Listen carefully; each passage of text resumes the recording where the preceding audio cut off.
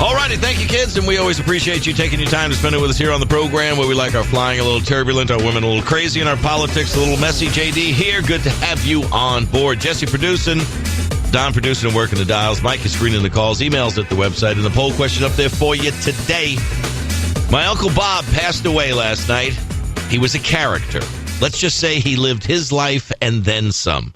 He was a heavy smoker. He drank a lot. He ate whatever he wanted. He was 83.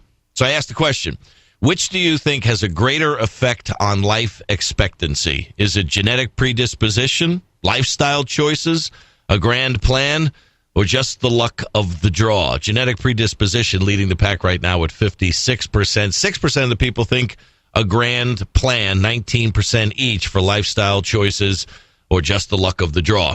You can answer it there at the website or here at 800-876-4123. That's the number. We're going to talk about it in the next hour with Catherine Mangu Ward. She's got a very interesting piece out about the 5 myths of healthy eating. The nanny state. People that want to control what we do, where we go, what we eat, how much we drink, if we drink, what we drink.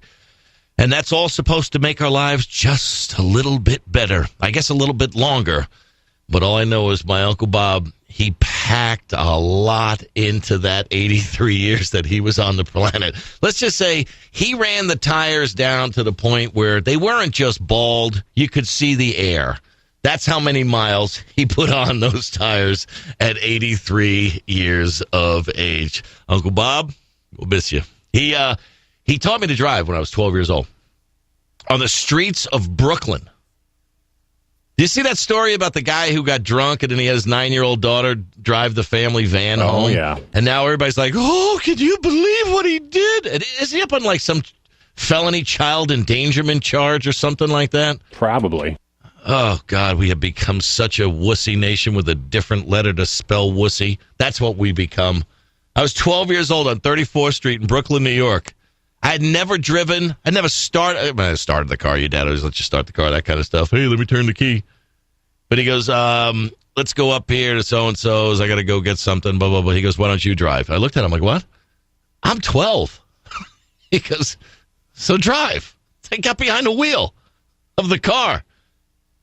Parallel parked on 34th Street in Brooklyn, New York, went up to Avenue L, hung a right, went down 3 blocks, hung a left, went up the other avenue, came down the one-way street that they lived on, stopped at his house. He went in, got something, we went out, and then we went to Uncle whatever, I forget's house, hung out there.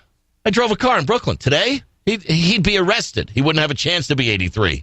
They'd be like, oh, could you believe he endangered that poor child at 12 years old behind the wheel of a car? What's this nation coming to? No, the fact that we're talking about felony child endangerment charges, I bet you she was a pretty good driver. Oh, by the way, speaking of my drivers, I took my driver's test at 16. I failed my first driver's test. Ouch. Yeah. And it wasn't that Uncle Bob wasn't a good teacher or that I wasn't a good driver. The reason I failed my driver's exam was I don't know whether it was a cop or maybe it's a trooper who gives, I don't know who it was. But they wrote on the notes, too casual. I was too comfortable, too familiar with driving. I guess they had a problem with me with my right arm on the seat. I was driving with one hand. That's the way my dad drove. That's the way my uncle drove. One hand on the wheel, right? The other one, up, driving like that. Too casual. I failed my driver's exam. I guess I wasn't looking around properly or executing my K-turn with all the approved measures of looking in the mirrors and over my shoulder and up, what's there, what's that, look again, turn signal on, everything good, here we go, great, oh, too casual. I guess I was too familiar with learning how to drive, and I have my Uncle Bob to blame for that. Maybe is there when I could sue him now that he's dead? You know, might probably find some ACLU attorney that'll probably take that case on. Yeah, this guy is facing felony child abuse charges. Felony child abuse, because now, Jesse, well, of course he should. I mean, she could have killed someone. She could have killed herself. I was driving a stick by the time I was 10. She could have run into she could have hit a dog or something. She could have plowed into a bus full of children. Oh, she didn't. She got home. They were fine. He was drunk. She should be given an award. Yeah, absolutely. No, not the country we live in. We've become such a wussy nation. It's just it's everywhere I turn. Here's the for those of you checking out the video on the show today. Here's the screenshot I did this morning of the Drudge Report, Matt Drudge, and it's all about the debate last night in Las Vegas. Do you see that, Donnie? You see the headline there? I see that. See that? For those of you who can't see it, it says Republicans gone wild. Cooper egged them on. Anderson Cooper egged them on. The Republican response should be, well, we would have taken the entire time to make nice, but that Anderson Cooper, he egged us on. He's a very bad man. You know what we saw last night? The Republican version of The View. Hey, I'm talking. No, you're talking. No, wait a minute. I'm supposed to talk. No, 60 seconds. No, 30 seconds. But, hey, and then there was Anderson, rescue me. Rick Santorum. No, you're out of time. You're out of time. It's the Republican version of The View. I'll tell you what the facts are. Rick, again. I'm speaking. I'm speaking. Let me hear your answer. I'm speaking for you. You get 30 seconds. This is the way the rules work here. I get 60 seconds. And then you get 30 seconds to respond, right? They want to hear you say that you knew would you please wait?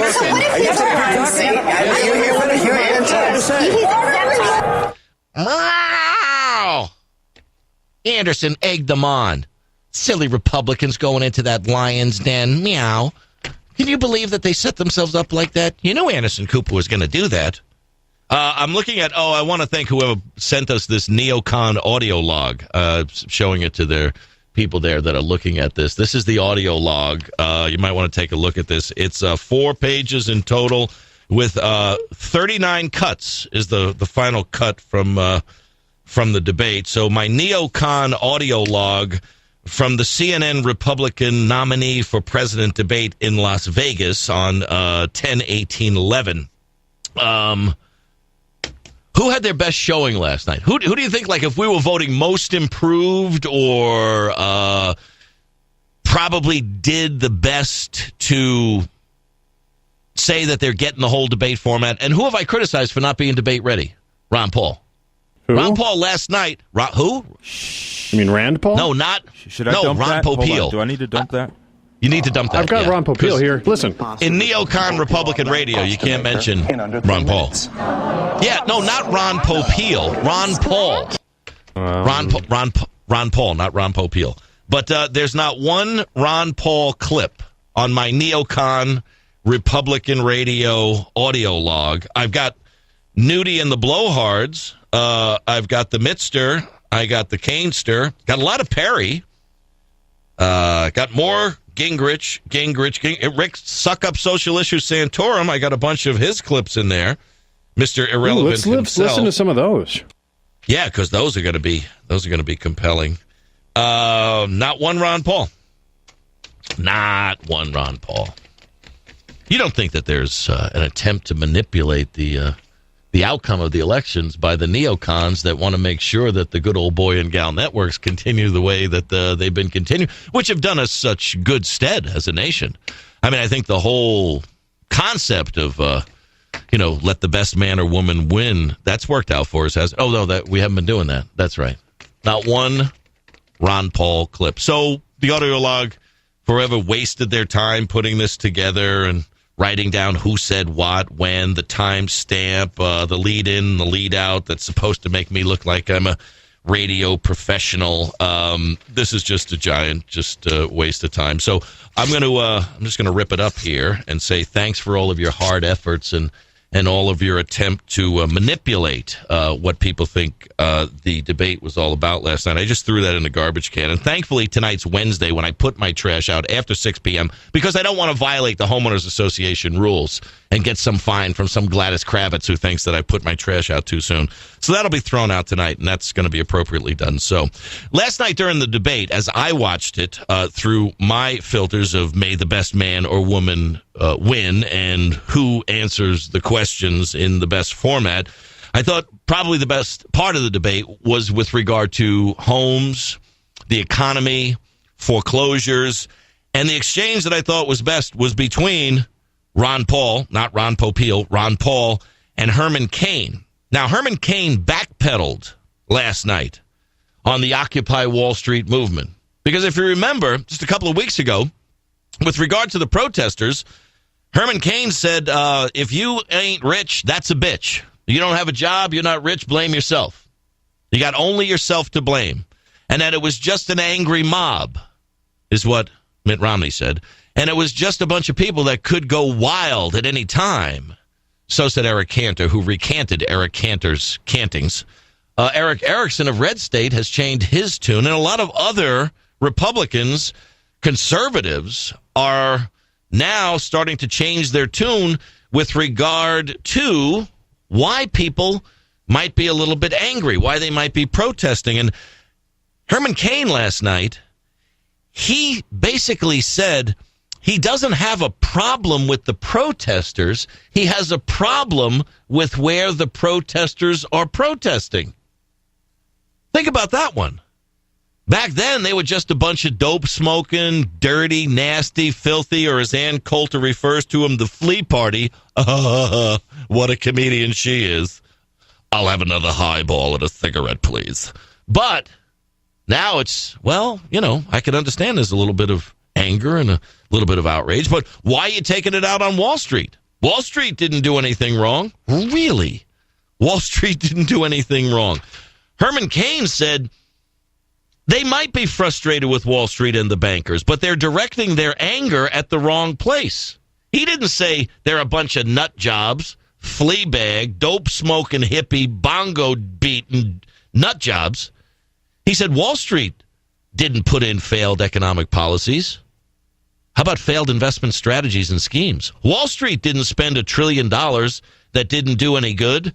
No, Wall Street spent $60 trillion on failed schemes, non-insurance, insurance policies that helped to blow up the economy. And he said, you know, they're not the ones that are trying to sell another $450 billion. They ought to be in front of the White House, taking out their frustrations. So the frustrations, Herman Cain, are legitimate.